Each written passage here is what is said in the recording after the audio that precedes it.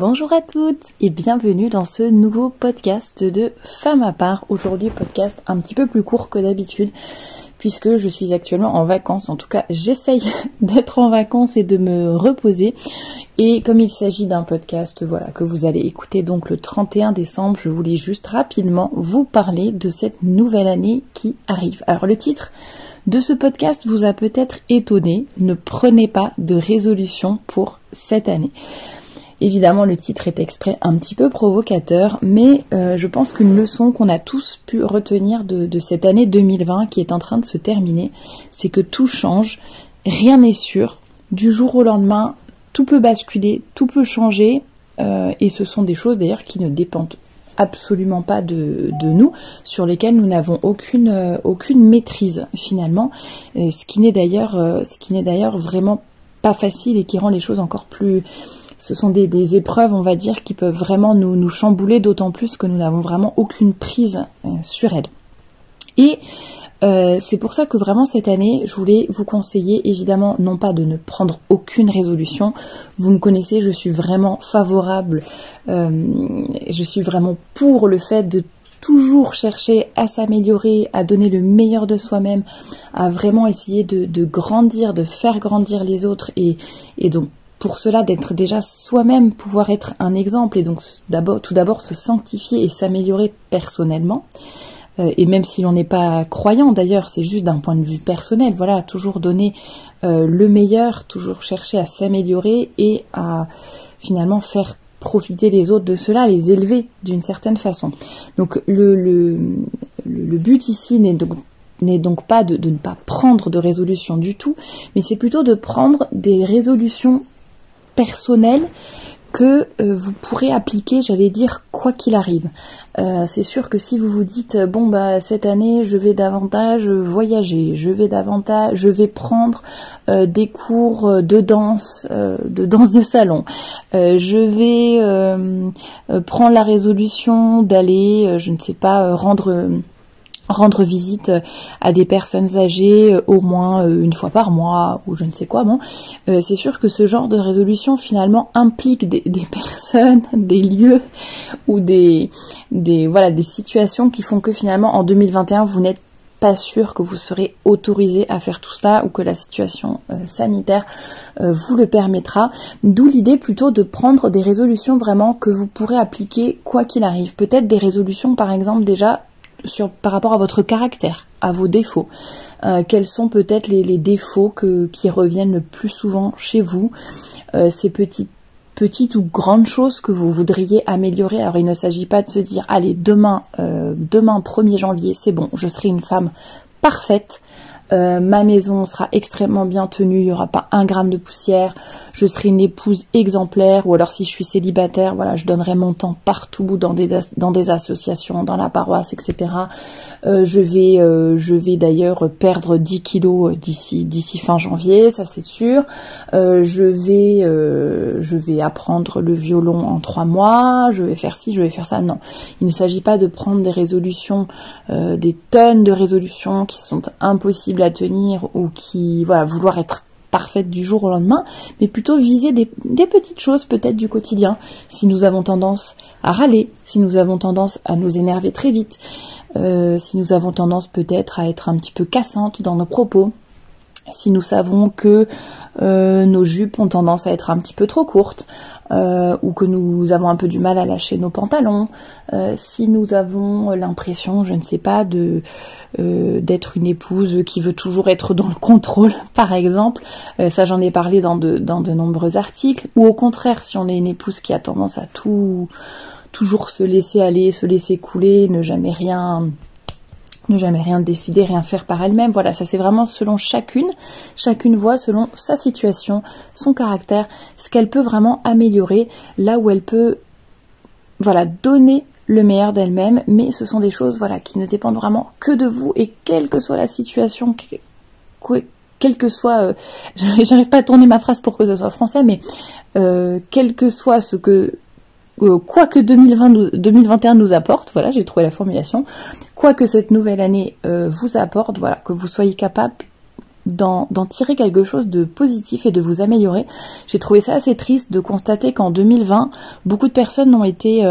ce qui est compréhensible, hein, je pense qu'on a tous été chamboulés à des niveaux plus ou moins importants et plus ou moins graves, bien sûr, mais certaines personnes, voilà, ne sont pas habituées à avoir peut-être des changements. Je parle évidemment des personnes qui n'ont pas eu d'impact sur leur santé, sur leurs finances, je veux dire d'impact grave. On va dire vraiment plutôt les gens qui ont pu continuer par exemple à faire du télétravail, pour qui la vie a continué même si c'était peut-être un peu plus désagréable, un peu plus difficile avec ces confinements, mais évidemment là je ne parle pas de ceux qui ont eu de grosses épreuves, qui ont perdu des proches, qui ont perdu un métier ou peu importe. Et toutes ces personnes qui finalement, certes il y a eu des petits, voilà, des obstacles, un confinement ça n'est jamais agréable, l'ambiance était vraiment très particulière, mais voilà, le fait de changer, qui ne sont pas habitués au changement et qui ont une attitude vis-à-vis du changement, alors c'est normal qu'on soit tous surpris, que ça soit difficile, mais après voilà, il faut s'adapter, il faut continuer, il faut avancer, voilà, et ça c'est vraiment, je pense, une leçon aussi pour 2021, cette plus grande adaptabilité,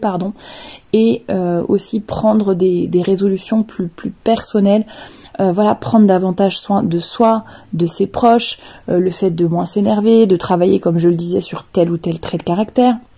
se mettre en auto-apprentissage pour certaines choses, plutôt que de se dire, bah voilà, je vais m'inscrire à des cours de danse de salon, qu'on n'est pas sûr qu'on pourra prendre,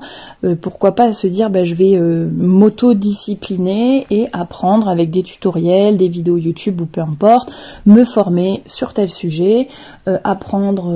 je sais pas, essayer de m'améliorer au piano, apprendre à tricoter, peu importe, il y a tellement de choses, et ça c'est le côté positif d'internet à l'heure actuelle, c'est de se dire qu'on peut apprendre énormément de choses, on peut trouver beaucoup de ressources,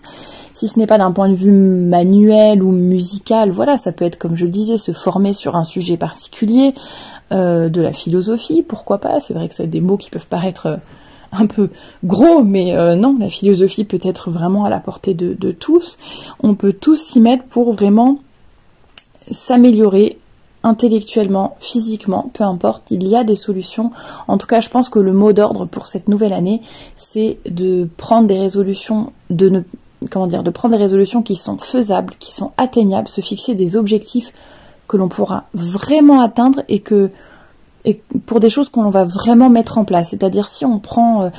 comme on a tendance à le faire parfois, des résolutions qui sont complètement inatteignables ou pour lesquelles on va se décourager au bout de 2 jours, mais finalement on va tout abandonner et on ne va rien faire. Alors que si on se dit, je vais avancer pas à pas, et je vais d'abord essayer de faire ça, et si j'y arrive, ok, je mettrai la barre un petit peu plus haut, et si j'y arrive encore, je rajouterai telle autre résolution, etc., etc. C'est vraiment comme cela qu'on va progresser,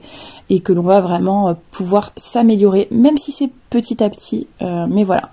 Vraiment, alors moi vous me connaissez évidemment, le cœur de mon sujet c'est surtout voilà la féminité, l'élégance, la décence. Essayez peut-être pour les femmes qui m'écoutent de prendre une résolution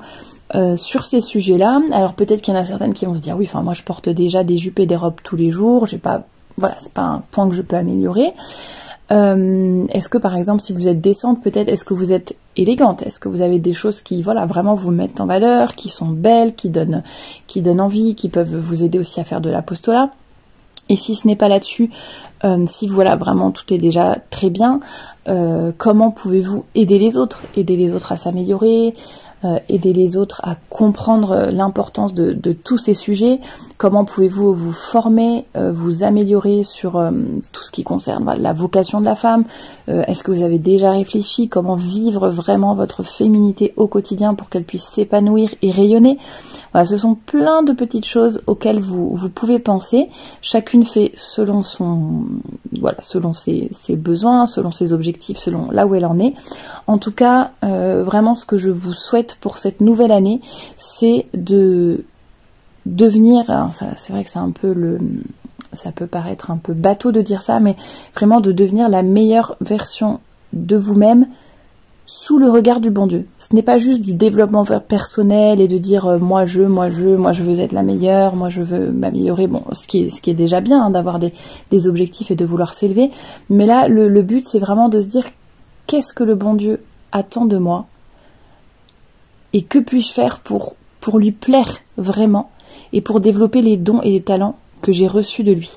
Et c'est un petit peu ça aussi le sens de mon titre le fait de ne pas prendre de résolution, c'est aussi être à l'écoute et savoir que puis-je faire pour plaire au bon Dieu. Alors ça ne veut pas dire être passive, on est vraiment actrice de notre vie, tout en étant à l'écoute. Et en se disant, moi j'ai reçu, je ne suis pas la voisine, je ne suis pas ma sœur, je ne suis pas ma collègue, je suis telle personne, voilà, je suis Thérèse, à tel endroit, à telle époque, avec tel don, tel talent. Que puis-je faire pour vraiment m'épanouir, faire éclore tous ces dons et tout simplement voilà les mener à bien pour mon salut et pour la gloire de Dieu. Voilà, tout simplement essayer de voir un petit peu les choses sous cet angle-là et de se dire comment puis-je mieux écouter le bon Dieu, me laisser guider par le Saint-Esprit et essayer vraiment de correspondre à ce que le bon Dieu veut pour moi, d'être la sainte qu'il veut que je sois, d'être de saintes femmes, de vraies femmes et de saintes femmes sous le regard du bon Dieu. Voilà tout ce que je vous souhaite en tout cas pour cette nouvelle année. Et si vous n'êtes pas croyante, je pense que vous pourrez aussi adapter tout ce que je viens de dire dans un contexte plus, voilà, avec moins de foi. Et puis si vous n'êtes pas croyant, je vous invite tout simplement à approfondir et à chercher où est la vérité. C'est ça qui vous mènera au vrai bonheur, tout simplement. Donc voilà, je vous souhaite vraiment une belle année 2021, sous le regard du bon Dieu, sous le regard de la Sainte Vierge, et voilà, et je vous souhaite de vraiment vous épanouir et d'avoir une année rayonnante. Voilà pour tout ce que je voulais vous dire aujourd'hui. Je vous souhaite un bon réveillon, une belle année si vous écoutez cela déjà en 2021, et je vous dis à la semaine prochaine.